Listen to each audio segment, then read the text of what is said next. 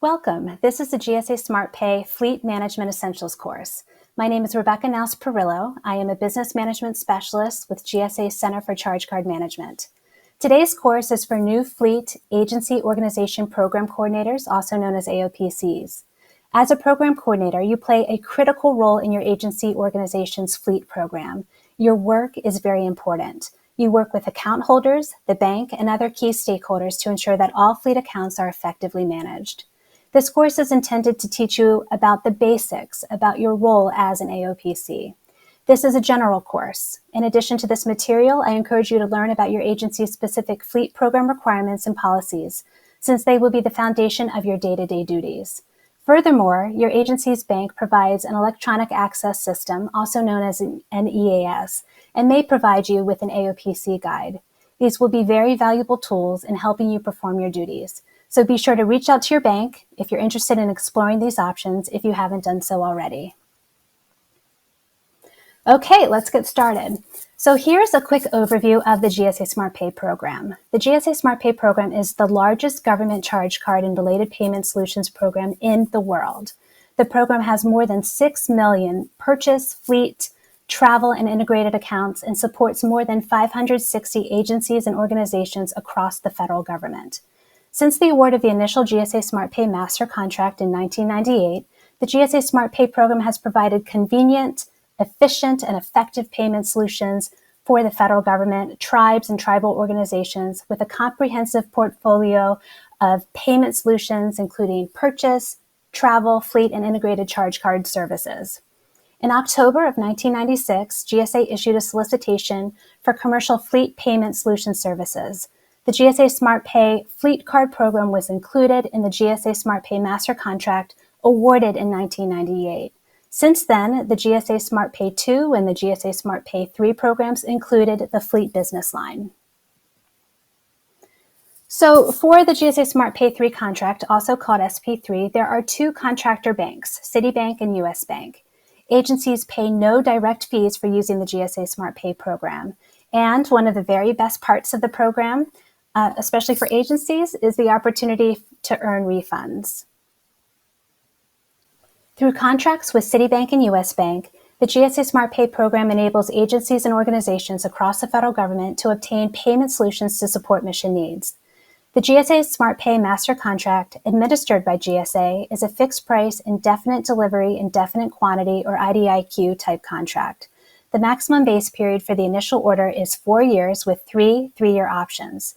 To participate in the program, agencies and organizations must be eligible to issue a task order against the GSA SmartPay Master Contract. So your agency awarded a task order to one of the GSA SmartPay contractor banks, and then you selected a specific fleet account issuer, such as Wright Express, also known as WEX, or Voyager. Or another option was to award to one of the GSA SmartPay contractor banks and then use Visa or MasterCard branded cards instead of WEX or Voyager. Whichever path your agency chose, it is through the task order that card accounts are set up and managed by Agency Organization Program Coordinators, or AOPCs. So the AOPC has access to the bank's EAS and also works with the banks to resolve issues and answer questions. We'll talk more about the AOPC role in just a bit. Understanding the terms and conditions of the GSA SmartPay Master Contract is important to performing your role as a program coordinator. The terms and conditions of the Master Contract identify specific contractual requirements that the GSA SmartPay program has with the banks. The GSA SmartPay Master Contract can be viewed on the GSA SmartPay website, which is smartpay.gsa.gov. Download a copy of the Master Contract and review relevant clauses and sections that pertain to the GSA SmartPay Fleet Program, as well as the GSA SmartPay program in general. Also during the forum, we are offering a GSA SmartPay 3 Master Contract Basics course, so that may be helpful to attend. Please keep in mind that all forum courses are available on demand through Wednesday, August 31st. Specific to fleet, the GSA SmartPay program provides solutions supporting fleet transactions, including fleet card and non-carded solutions, provides fuel and maintenance solutions for vehicles, equipment, aviation, small marine vessels, and large marine vessels, streamlines ordering, payment, and procurement procedures,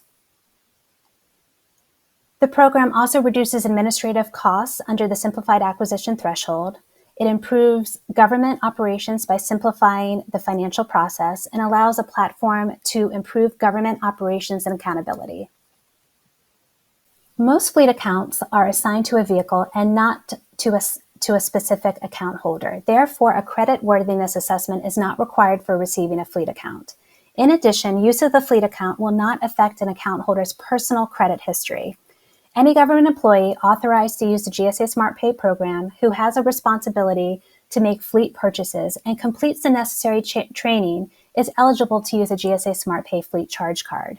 Because the agency is invoiced for purchases and payments are made directly to the contractor banks by the federal government, all fleet accounts are considered centrally billed accounts or CBAs.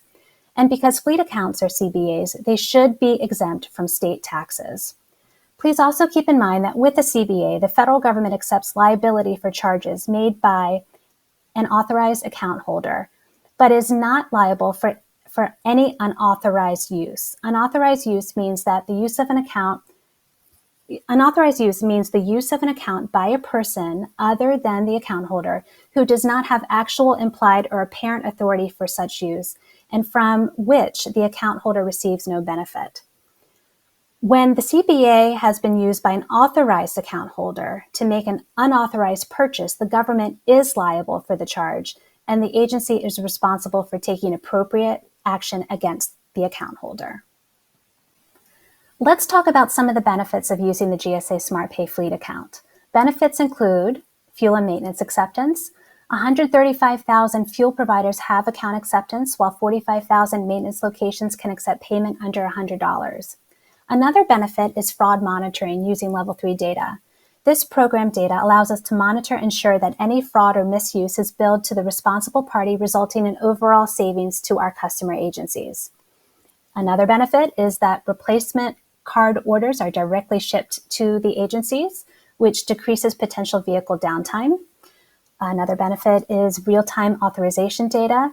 So if there is a problem with the account, the bank can determine immediately what the problem is and how to complete the transaction. A very popular benefit, refunds. So agencies receive monetary payments provided by the contractor banks based on the dollar or spend volume during a specified time period, which results in millions of dollars back to the agency each year.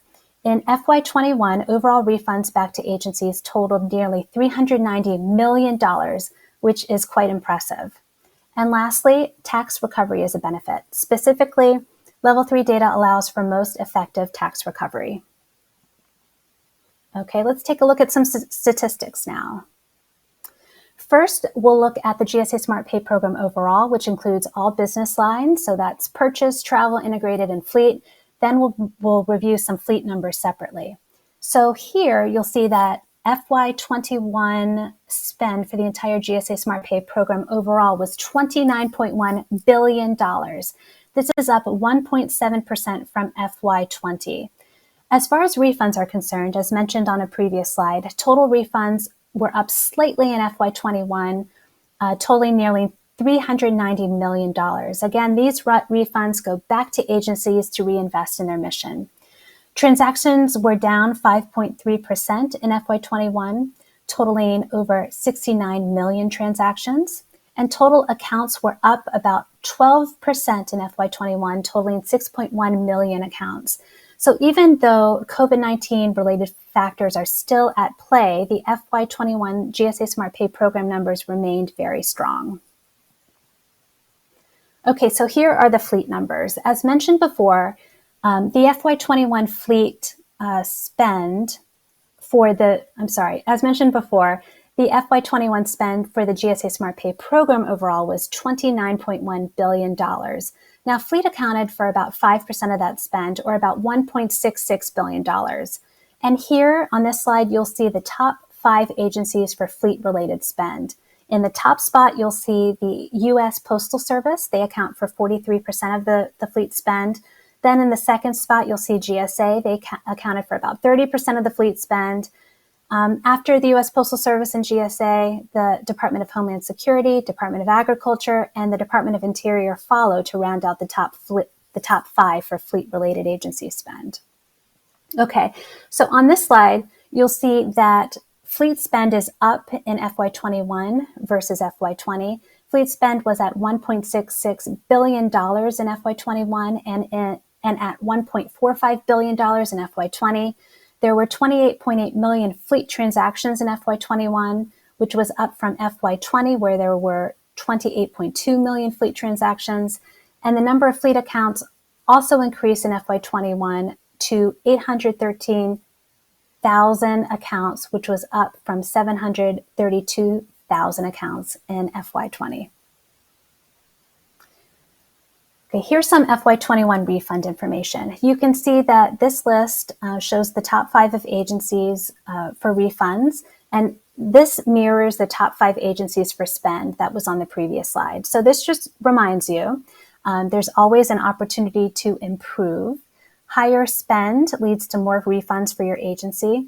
Therefore, your agency may want to consider using your fleet accounts for more frequently, or for more things, or for higher dollar valued fleet-related products and services. The higher the spend, again, will lead to more refunds that go back to your agency. Okay, so now we're going to move on to talking about key participants with the GSA SmartPay program.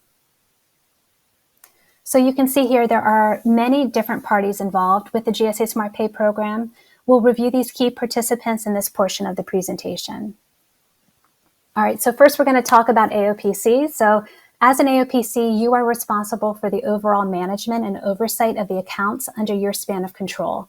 Generally speaking, your responsibilities include setting up accounts, designating authorization controls, serving as a liaison between account holders and the contractor bank, providing ongoing advice and assistance to account holders, maintaining account information, developing agency policy and procedures, auditing fleet accounts as required by your agency policy, and using the bank's EAS to perform account management and oversight. So we mentioned that AOPs set up new accounts. Accounts are established by using the information required for each account. As an AOPC, you are responsible for setting up and maintaining all accounts. Information is supplied by each agency organization to the contractor bank. And AOPCs renew fleet accounts at least 180 calendar days prior to the expiration of each account. The contractor bank will submit a report to the AOPC listing each expiring account, containing all information necessary for the agency organization to renew the account. Fleet accounts used within the past 90 calendar days will automatically renew unless otherwise directed by the AOPC.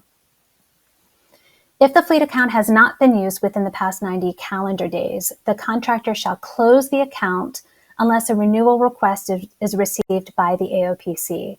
Renewed cards will be sent between 20 to 40 days before the expiration date. AOPCs are responsible for closing and terminating accounts.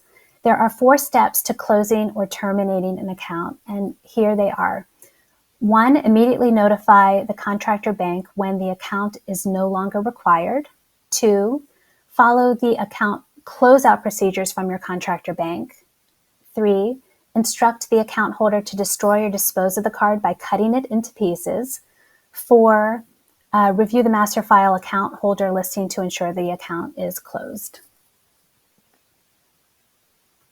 As the AOPC, you have the discretion to initiate suspension and/or cancellation procedures for any account. However, you must document the reason for cancellation and/or suspension. Suspension is the process by which an account is deactivated due to delinquency or multiple pre-suspension actions. An account is considered past due if payment for undisputed principal amounts has not been received within 45 calendar days from the billing date. The contractor bank may suspend an account when the account becomes delinquent. Once payment of the undisputed principal amount and Prompt Payment Act interest is received, the bank is required to reinstate the suspended account. An account can be canceled if an undisputed balance remains unpaid for the prescribed number of calendar days after the date of the statement of account on which the charge first appeared. An account may also be canceled for numerous suspensions. Accounts may be canceled through your bank's EAS or through the bank's customer service office. The following chart here may be used as a guide for determining the status of an account, but it always comes with an asterisk. Please refer to your agency policy for specific delinquency stages because they may be different than what I have right here. The bank is required to automatically reinstate suspended accounts upon payment of the undisputed principal amount unless otherwise specified by the AOPC. AOPCs may also notify the bank of any mission-related extenuating circumstances for which the bank should not be for which the account should not be suspended within the notification timeframes previously mentioned. Once an account has been canceled, the contractor bank is no longer obligated to reinstate that particular account. Okay, as a program coordinator, be sure to instruct your account holders to report a lost or stolen fleet account promptly to the contractor bank, to you, the program coordinator or AOPC, and to their supervisor. Once an account has been reported as lost or stolen, the contractor bank immediately blocks the account from further usage, and a new account number will be issued to the account holder. Reporting the account as stolen does not relieve the account holder or the government of payment for any of the transactions that were made by the account holder prior to reporting it stolen. If the account holder does not recognize a transaction appearing on the statement, they are responsible for notifying the contractor bank within 90 calendar days from the transaction date to initiate a dispute, unless otherwise specified by that agency or organization. This notification of transaction dispute may occur via the EAS, by telephone, or by any electronic means like email. So again, please note that the account holder relinquishes their right to recover a disputed amount after 90 calendar days from the date that the transaction was processed. It is their responsibility to dispute questionable charges. If they don't, they will be held personally liable for the amount of the questionable charge. Okay, so we've talked about AOPC responsibilities. Let's talk a little bit about account holder roles and responsibilities. The account holder is the individual or the agency organization component designated by an agency and organization to use the account. The account holder is responsible for securing the account, maintaining records relating to all fleet transactions, and using the account ethically and appropriately. We also have the approving official, and that person is typically a supervisor, and they are responsible for ensuring an account is used properly by the agency organization. The AO authorizes account holder purchases for official use only and ensures that the statements are reconciled and submitted to the DBO, or the designated billing office, in a timely manner. Okay, so the designated billing official, or the DBO, generally serves as the focal point for receipt of official centrally billed invoices. The DBO also serves as a liaison between the agency organization, the AOPC, and the centrally billed account holder.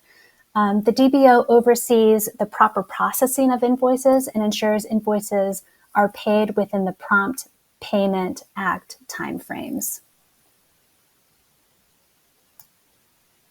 Okay, so they also, as I mentioned before, they also provide they make sure to provide proper interest penalties for payments that exceed Prompt Payment Act timeframes, and they make certain that the agency and organization's task order is adequately funded.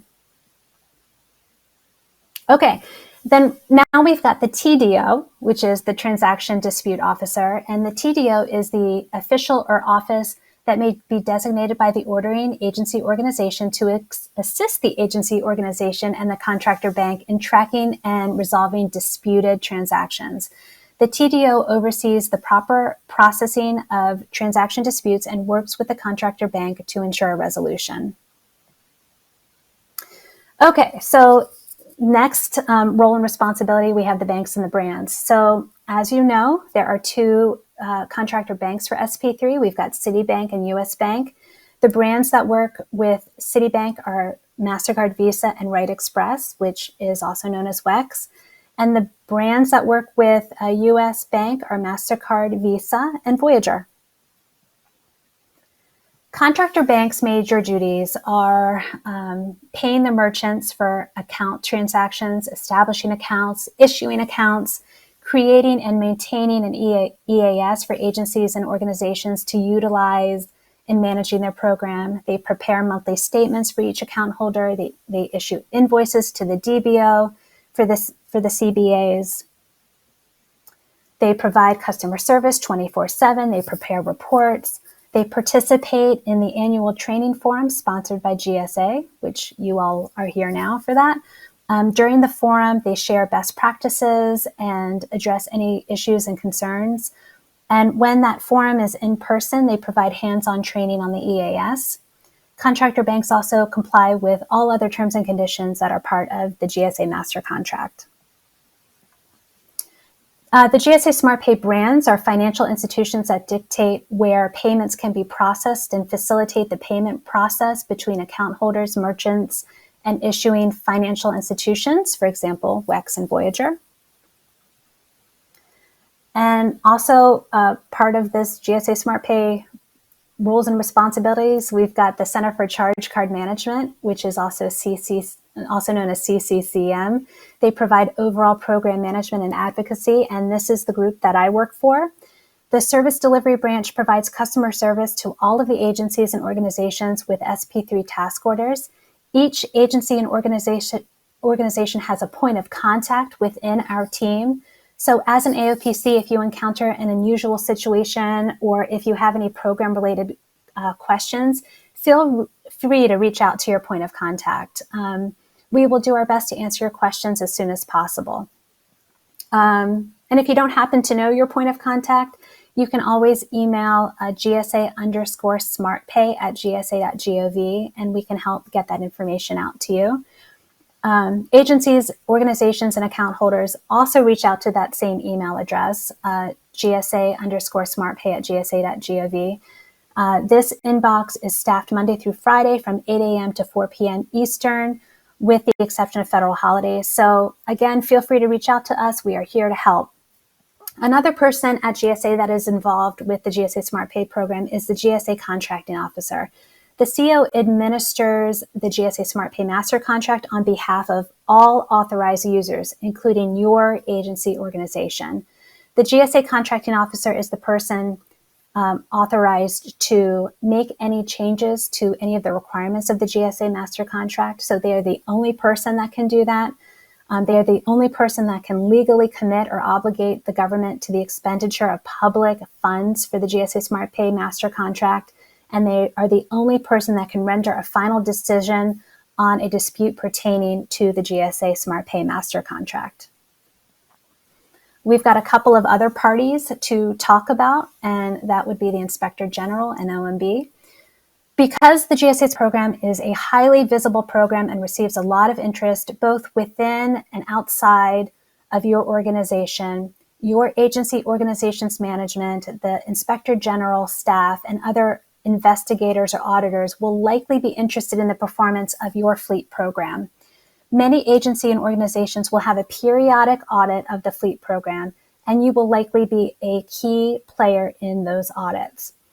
And then OMB is also involved in the oversight of the government-wide charge card program. Additionally, you may find that OMB and Congress take an interest in the performance of your program. Your agency organization management and policy office will provide you with more information on handling audits, investigations, and external inquiries if and when they come up. All right, so now we're going to move on to talking about misuse and fraud. During this part of the presentation, we will review information on how you can minimize the risk of misuse or fraud in your GSA SmartPay fleet program. The most important thing that you can do is be aware of what activity is occurring on your accounts under your purview. Do not be afraid to ask questions if you identify unusual or suspicious transactions or behavior. Minimizing risk is very important. Misuse and abuse can take many different forms, but here are some of the most common examples. So you can have purchases exceeding the authorized limit. Accounts may be limited to a specific spending limit per transaction per day or per monthly billing cycle. Another example is purchasers for which there's no funding available. Federal law requires that funds must be available before any government purchase is made. Another example is using the fleet account for an unauthorized vehicle. Account holders must take steps to ensure that the security of their account. This means the fleet account must be used only by an authorized vehicle and only for official government business. If the account holder allows others to use the fleet account, the account holder will be personally liable to the government for any authorized transactions. Another example of potential misuse and abuse would be split transactions. The FAR limits the dollar threshold for micro purchases. Any purchase that as a whole would exceed the micro purchase limit but is separated into smaller transactions in order to avoid the micro purchase limit is considered to be a split transaction. Another example is when products or services that do not meet the government's requirements. Account holders must use discretion when making purchases to ensure that they meet the government's requirements. Due to the wide array of products and services available, there may be occasions when account holders may be requested or tempted to buy luxury or deluxe versions of products and services that exceed the government's actual requirements. So, for instance, it would be questionable for an account holder to buy a $200 car wash when there are many other quality car washes available for much, much, much less. Another example of misuse and abuse is when there are purchases for personal consumption. All purchases must be for government, official government use only. Thus, any purchase made that is for the account holder's personal use rather than for official government purposes is considered to be misuse. For example, an account holder who uses the fleet account to buy himself lunch at the gas station because he had no cash available that particular day is misusing the account. Purchases that are not authorized by the agency organization is also an example of misuse and abuse. So your agency may have additional limits on the use of the account, such as limiting certain categories or types of products or services. Okay, and now let's talk a little bit about fraud. So fraud is a deception deliberately practiced with the motive of securing unfair or unlawful gain. Fraud can be an attempt to cheat the federal government and corrupt its agents by using GSA SmartPay payment solutions for transactions that are not part of official government business. Like any deception, fraud has its share of victims.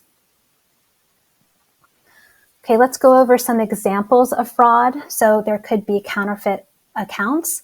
So to make fake cards, criminals use the newest technology to skim information contained on magnetic strips of cards and also to pass security features such as holograms.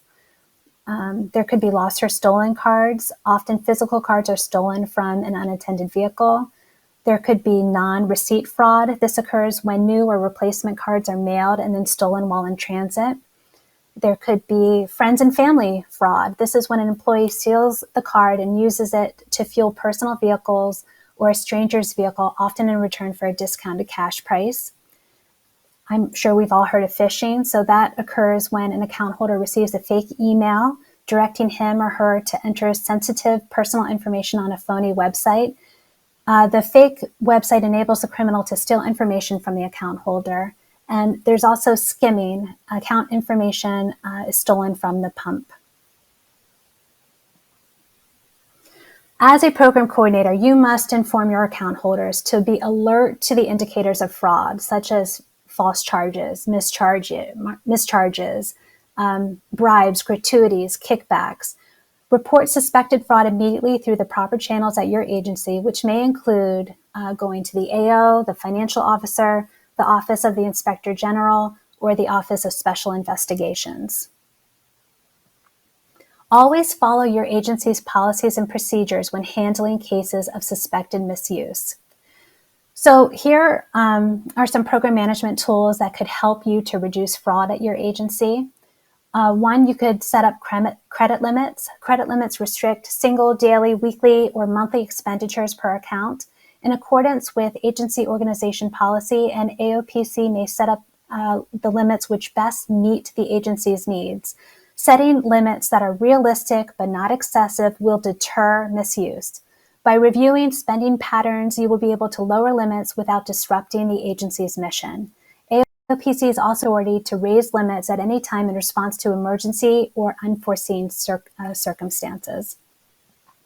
Another tool that AOPs use are MCC blocks. So those are merchant category code blocks.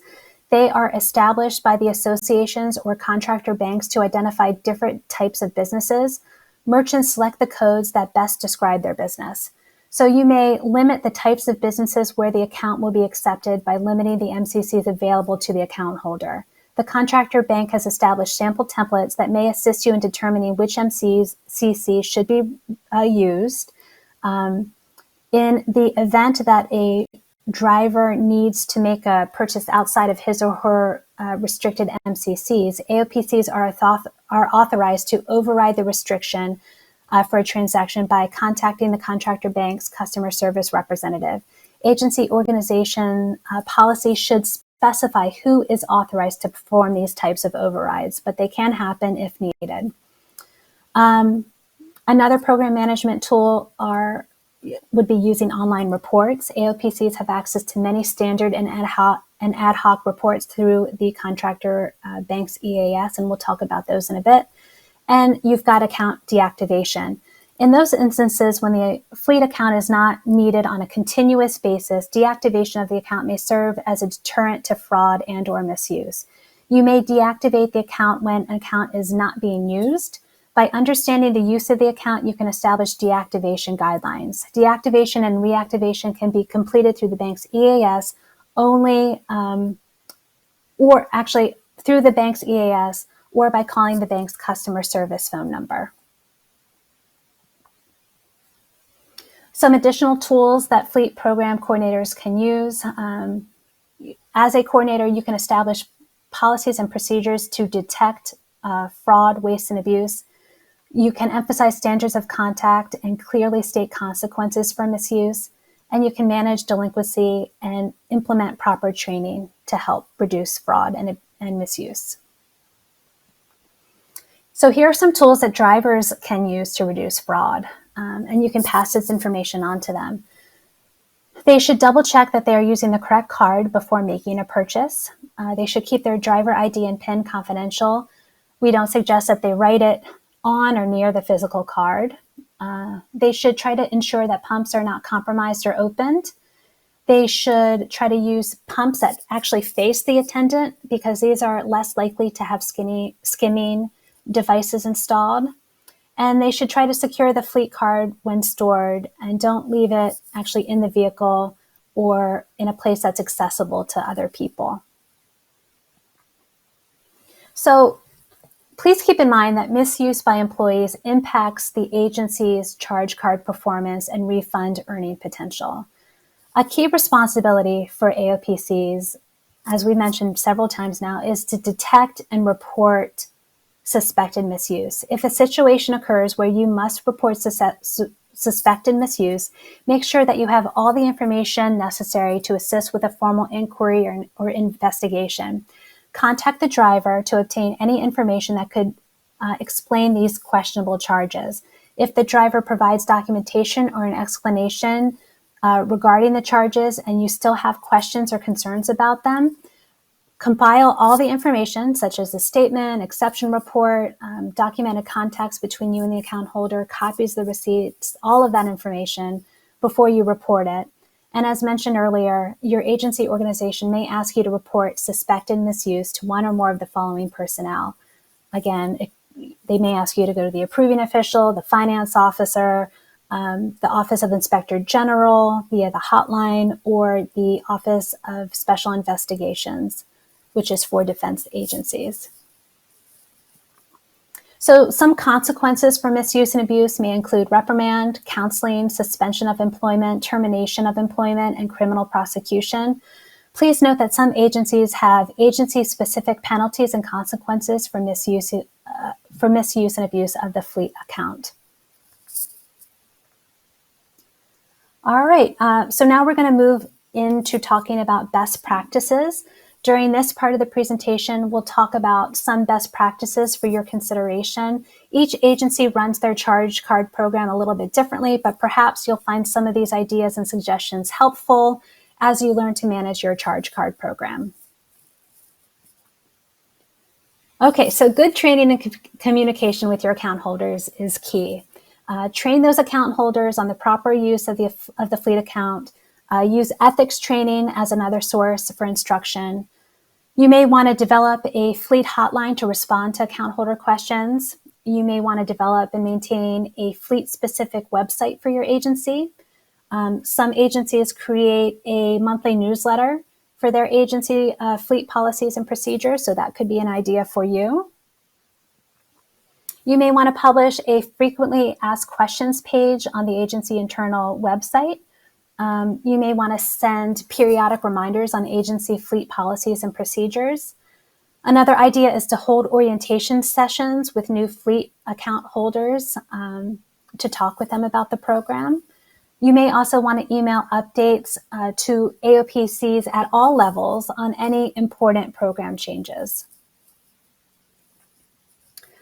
Program coordinators have access to a number of reporting tools that enable you to manage your fleet program effectively through your contractor bank's EAS. To access reports, contact your bank's representative to obtain your username and your user ID and your password. Each bank has a slightly different suite of reports available, so review the contractor bank's AOPC guide or go online to learn about the specific reports offered. Most electronic reports are updated within 2 to 3 days after a transaction. However, some reports are only updated at the end of a billing cycle. Program coordinators will also have access through the EAS to monitor account holder transactions at any time. By searching by the account number, you can track transactions as well as view monthly statements.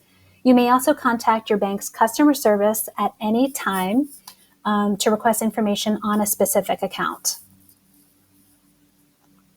Okay, so be sure to use the online tools provided by the banks, by GSA, and by your agency. We suggest that you review your reports regularly and track trends in delinquency rates and charge-offs and write-offs. Use the exception reports to detect misuse of the fleet account or any unusual spending patterns. Make sure to use those ad hoc reporting tools provided by your bank to customize and or develop your own reports for your own agency's needs. Eliminate manual calculations by developing those ad hoc reports that can be generated as needed. Ensure that account information is properly secured and confidentially maintained in accordance with the security and privacy regulations of your agency, as well as with the Privacy Act. And perform an annual review of all issued accounts to determine whether each account meets the criteria for continued participation in the federal government fleet program.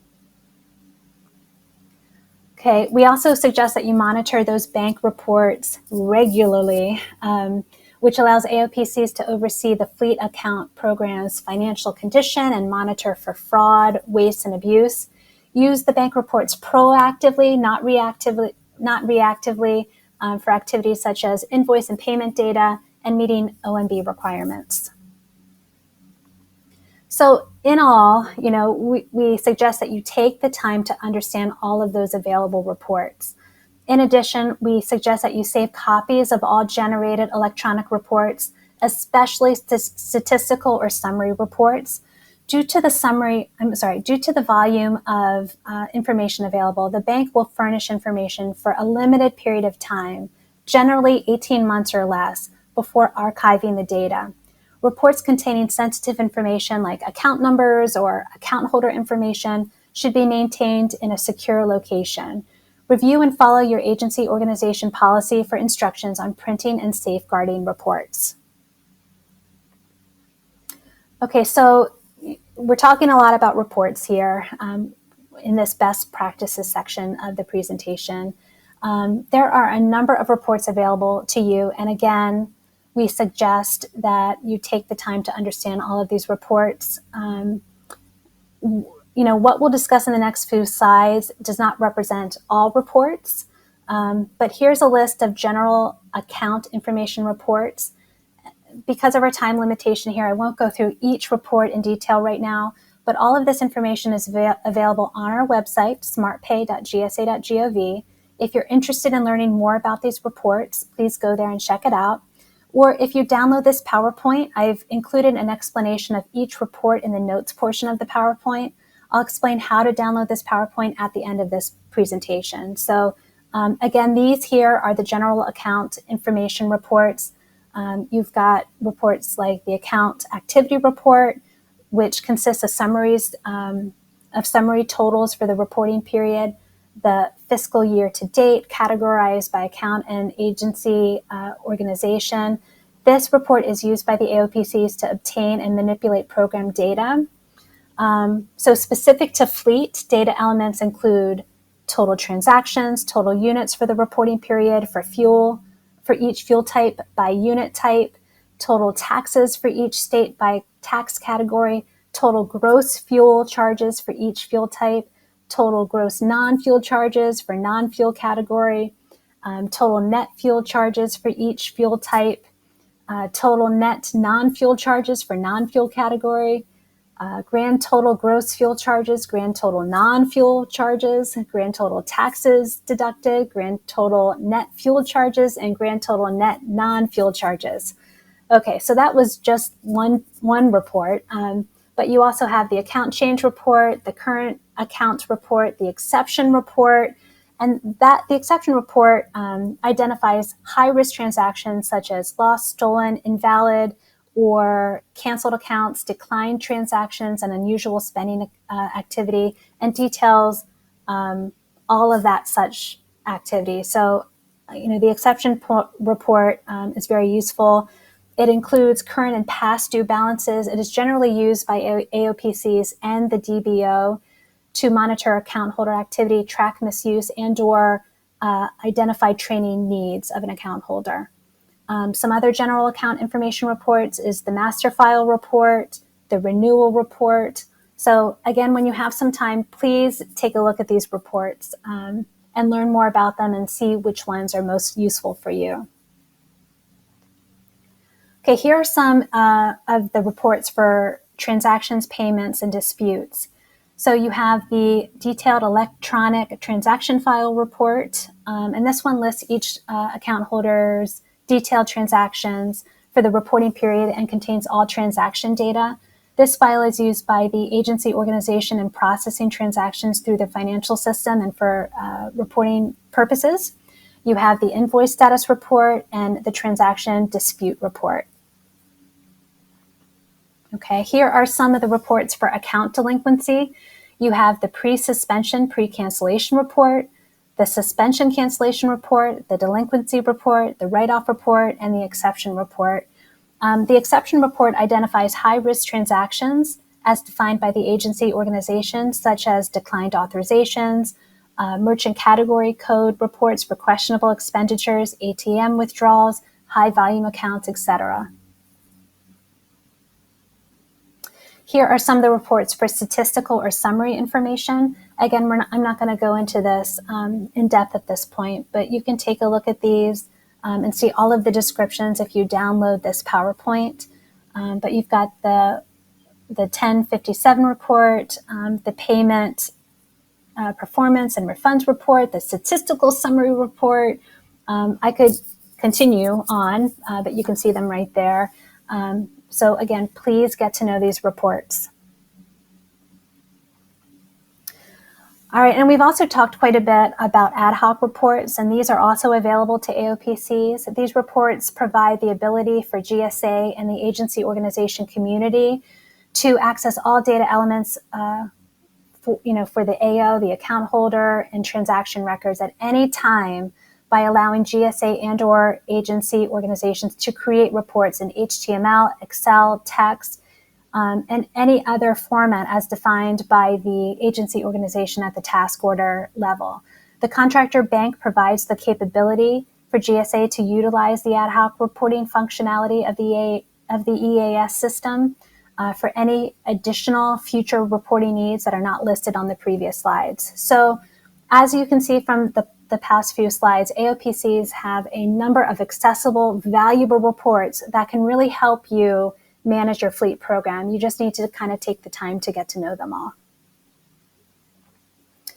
Training is a very powerful tool in managing an agency organization's GSA SmartPay program. AOPCs are encouraged to participate in bank-sponsored training, attend the GSA SmartPay training forum, which you are doing right now. Again, thank you for that. Ensure training is easily accessible to account holders, provide printable resources such as the helpful hints for fleet account use. So, when you get this PowerPoint, you can click on this and you can see what the document looks like, but it's a card-sized brochure that provides information on the fleet account. This brochure and others can be ordered by reaching out to the Centralized Mailing List Service, CMLS, and can be placed in vehicles with the fleet card. So that helpful hints brochure in particular, when we are in person at the forum, is super popular and flies off of the shelves because people like to give this to their card holders to put in the car with them. So you can order these yourselves if you're interested in doing that. You just have to go to the CMLS in order to order those hard copies of the GSA SmartPay guides and publications. You simply refer to the specific publication by title or document ID. Both printing and shipping is free for agency customers. So, just click on the CMLS information link on this slide and you'll learn more about the service. I've also provided the phone number and email here for you. Again, after this presentation, it may be helpful for you to download this PowerPoint so you can keep this information on hand. And so now you ask, how do I access PowerPoint decks for this forum? If you're interested in downloading the forum PowerPoints, they are another great resource to keep on hand. Just go to the forum website, which hopefully you know is gsasmartpayforum.org. Then at the top of the screen, you'll click on the presentation CLPs page. Then you'll see the links to the forum PowerPoints for GSA speakers, as well as how to access bank and brand PowerPoints. The GSA forum PowerPoints are housed on our program website, smartpay.gsa.gov. And later on, after the event portal for the forum closes, you'll likely see some of the training videos for the GSA classes on smartpay.gsa.gov. So if some of your colleagues did not attend this year's forum, they may be able to go and see some of the training videos later on after the forum is over. However, they will not receive the COP credit like you are receiving right now. Okay, let's go over a couple of resources. And in closing, in order to effectively manage the GSA SmartPay fleet program for your agency organization, it is important to know your contractor's bank contact information. It is helpful to get to know your bank's customer service representatives and account managers. They can provide you with a wealth of information and are ready and able to answer questions to help you manage your program. Many of your responsibilities as an AOPC involve a working relationship with the contractor bank. So here's a listing of the contractor bank's websites and phone numbers. Ask your questions, get involved. They are available to give you the technical assistance that you need. Okay, so this is Citibank's contact information. And this is US Bank's contact information. Voyager is owned by US Bank, so if you need to reach out to them, you may use this contact information. And here is WEX's contact information. And now that we've reached the end of today's presentation on GSA SmartPay Fleet Management Essentials, I want to say thank you for attending today. I hope that you found it useful and perhaps you've learned some new information or you've encountered some new ideas, which will help you effectively manage your agency's fleet program. So feel free to reach out to me at any time. And I want to say again, thank you so much for your time and attention. And I hope that you enjoy the rest of this year's forum.